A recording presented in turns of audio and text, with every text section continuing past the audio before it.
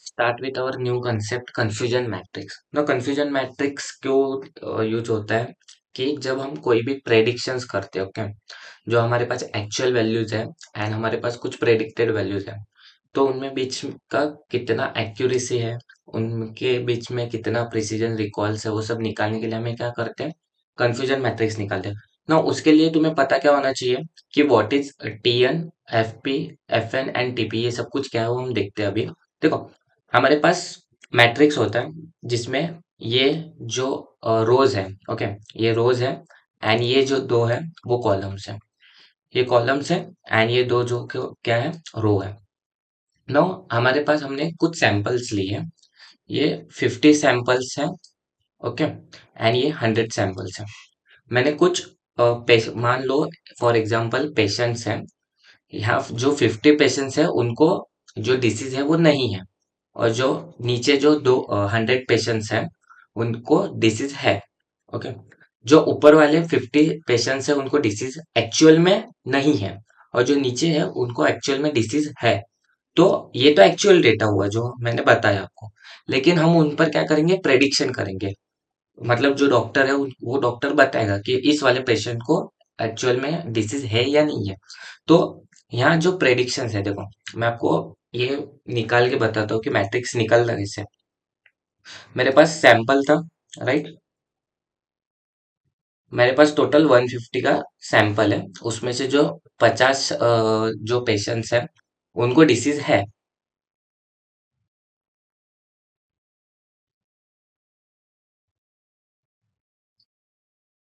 Okay.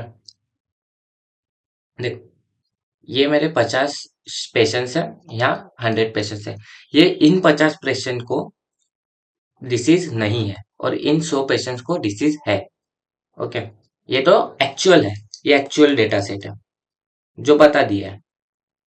But ये वाला जो है वो प्रेडिक्टेड है, ये प्रेडिक्टेड वाला है, प्रेडिक्टेड। अब यहाँ डॉक्टर यस या फिर नो बोलने वाला है। तो ये वाला जो डेटा सेट है जहां पर डॉक्टर ने नहीं बोला है, और ये वाला डेटा सेट वो है जो डॉक्टर ने एस बोला है। मान लो डॉक्टर ने बोला कि इस वाले पेशेंट को डिसीज नहीं है, और एक्चुअल में जो डेटा सेट है उसमें भी क्या है, डेटा सेट नहीं है। मतलब जो एक्चुअल डेटा सेट है उसमें भी उस वाले पेशेंट को क्या है, डेटा नहीं, डिसीज नहीं है। और एक्चुअल में जो डॉक्टर ने प्रेडिक्शन किया उसमें भी डेटा डिसीज नहीं है। तो ये जो होगा वो ट्रू नेगेटिव होगा। ये क्या होगा, ट्रू नेगेटिव। मतलब दोनों तरफ से क्या आया, नो आया, तो ये क्या हुआ, ट्रू नेगेटिव हुआ ना। उसके बाद जो है कि एक्चुअल में जो एक पेशेंट है उसको डिसीज नहीं है, बट डॉक्टर ने बोला कि उसको डिसीज है, तो ये क्या हुआ, फॉल्स पॉजिटिव हुआ। एस पॉजिटिव क्यों हुआ, क्योंकि डॉक्टर ने पॉजिटिव वाला रिस्पॉन्स दिया, लेकिन एक्चुअल में जो है वो एक्चुअल में हम डिसीज है क्या, इसे नहीं है, तो वो फॉल्स हुआ, इसलिए फॉल्स पॉजिटिव ना। उसके बाद यहाँ जो आएगा, यहाँ भी नो ही आएगा, क्योंकि डॉक्टर ने क्या रिस्पॉन्स दिया, नेगेटिव रिस्पॉन्स दिया, तो नो का रिस्पॉन्स आएगा। बट यहाँ जो एक्चुअल डेटा है अपना, एक्चुअल डेटा में तो उसे डिसीज नहीं है ना, पर डॉक्टर क्या बोल रहा है, देखो एक्चुअल में उसे डिसीज है।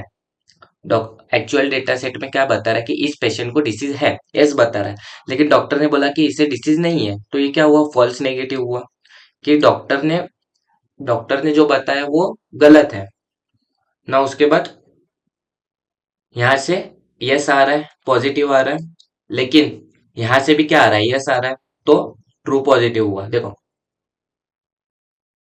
पहले इसमें क्या हुआ, ये डॉक्टर ने प्रेडिक्ट किया, ओके, ये डॉक्टर ने क्या बोला कि इसे क्या है, डिसीज नहीं है, और एक्चुअल डेटा सेट में भी डिसीज नहीं था, तो ये ट्रू नेगेटिव आया ना। उसके बाद ऊपर से डॉक्टर ने क्या बोला, डिसीज नहीं है, लेकिन एक्चुअल में है उसे डिसीज, तो ये क्या हुआ, फॉल्स नेगेटिव हुआ ना। इसके बाद डॉक्टर हाँ बोल रहा है, लेकिन एक्चुअल डेटा सेट में उसे डिसीज है क्या, नहीं, तो ये फॉल्स पॉजिटिव ना। यहाँ दोनों तरफ से क्या आ रहा है, यस आ रहा है, तो ये ट्रू पॉजिटिव होगा ना। ऐसे करके हमारे पास कुछ वैल्यूज दी है।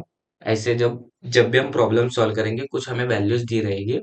जैसे कि इस वाले प्रॉब्लम में हमें दिया है टीएन जो कि ट्रू नेगेटिव है, वो कितना है, 45 है, एंड फॉल्स पॉजिटिव जो है वो 5 है, फॉल्स नेगेटिव जो है वो भी 5 है, एंड जो ट्रू पॉजिटिव है वो 95 है ना। हमें एक्यूरेसी निकालनी की, इसका एक्यूरेसी कितना होगा, तो टीपी प्लस टीएन, एक्यूरेसी का फॉर्मूला क्या है, TP plus TN divide by TP plus TN plus FP plus एफएन।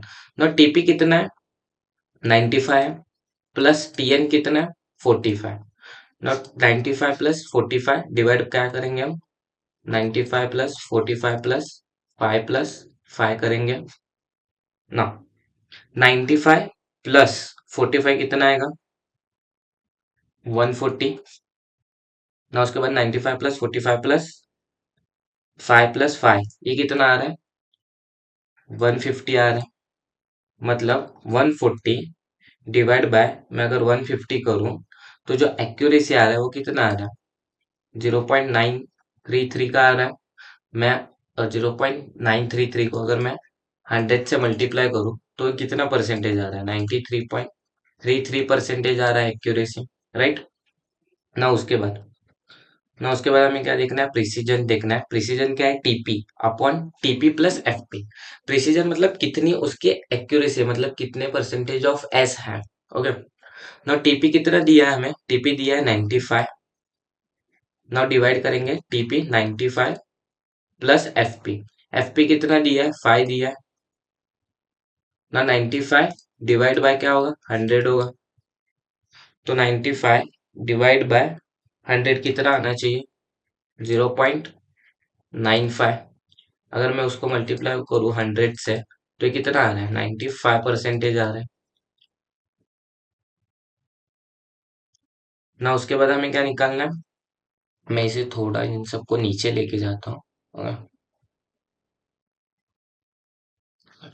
उसके बाद हमें क्या निकालना है, रिकॉल निकालना है।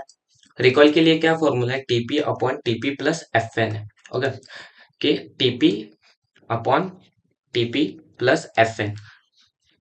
टीपी कितना है, टीपी अपना 95 है, 95 प्लस एफ एन कितना है, एफ एन 5 है। तो ये जो आएगा ये भी सेम ही आएगा, सिमिलरली 95 डिवाइड बाय 100। मैं इसका आंसर कितना आएगा, 0.95। मैं उसको अगर 100 से मल्टीप्लाई करूँ तो कितना आएगा, 95% में आएगा ना। उसके बाद हमें स्पेसिफिसिटी निकालनी है। स्पेसिफिसिटी के लिए देखो क्या फॉर्मूला है, TN upon TN plus F P. Okay, TN कितना दिया है हमें, 45 दिया है, अपॉन 45 प्लस एफपी। एफपी कितना है हमारे, 5। तो 45 डिवाइड बाय कितना आएगा, 50 आएगा। 45 को अगर मैं डिवाइड करूँ 50 से तो आंसर कितना आएगा, 0.90 आएगा। मैं अगर उसको मल्टीप्लाई करूँ 100 से तो कितना परसेंटेज आएगा, 90% आएगा ना। उसके बाद हमें क्या निकालना है, F1 स्कोर निकालना है ना। F1 स्कोर निकालने के लिए हमें मल्टीप्लाई करना होता है 2 से, प्रिसीजन मल्टीप्लाई बाय रिकॉल ना। 2 मल्टीप्लाई बाय प्रिसीजन कितना है, देखो प्रिसीजन मेरा कितना है, 0.95 आया है। एंड रिकॉल कितना है, रिकॉल रिकॉल भी सेम ही आया है, 0.95। एंड प्रिसीजन प्लस रिकॉल करना है, 0.95 प्लस 0.95 ना। 2 मल्टीप्लाई बाय, मैं करूंगा 0.95, 0.95, 0.95,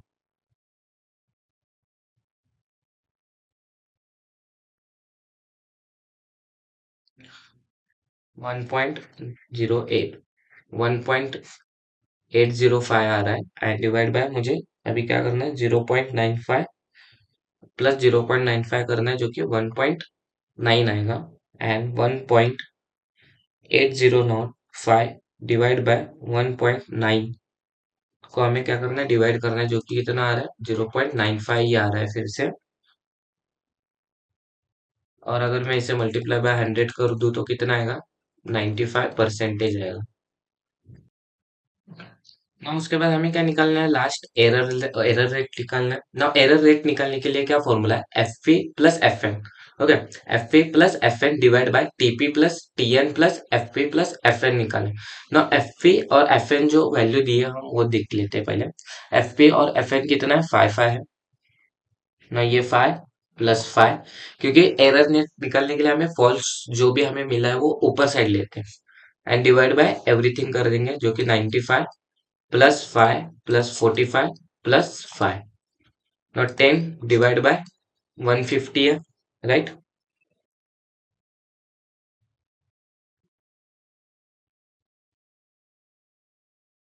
जो 10 डिवाइड बाय 150 आया है, जो कि कितना आ रहा है 0.006। मैं अगर इसको 100 से मल्टीप्लाई करूँ तो कितना परसेंटेज आएगा, 6% आएगा ना। तो हमने अभी तक देखो क्या क्या निकाल लिया है ना। हमने प्रिसीजन निकाला, राइट। प्रिसीजन ना, जो प्रिसीजन है वो कितना आया, 95% आया। एक्यूरेसी कितना आया, 95% आया, राइट। नहीं, एक्यूरेसी जो है 93.3% आया। एक्यूरेसी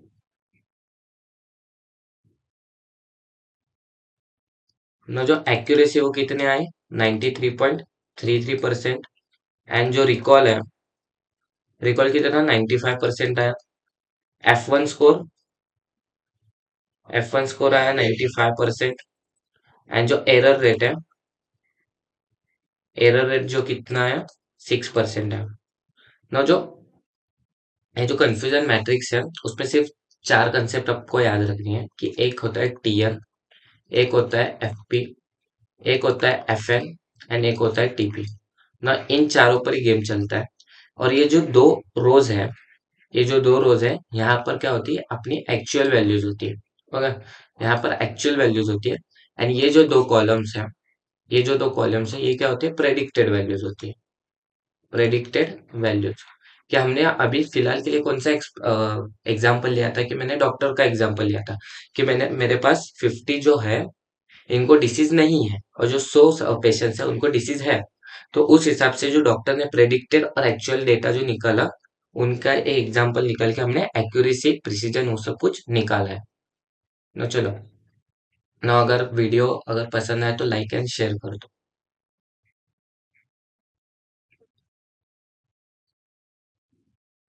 ना। यही जो, जो ना, यही सब कुछ जो है वो कंफ्यूजन मैट्रिक्स का कंसेप्ट है।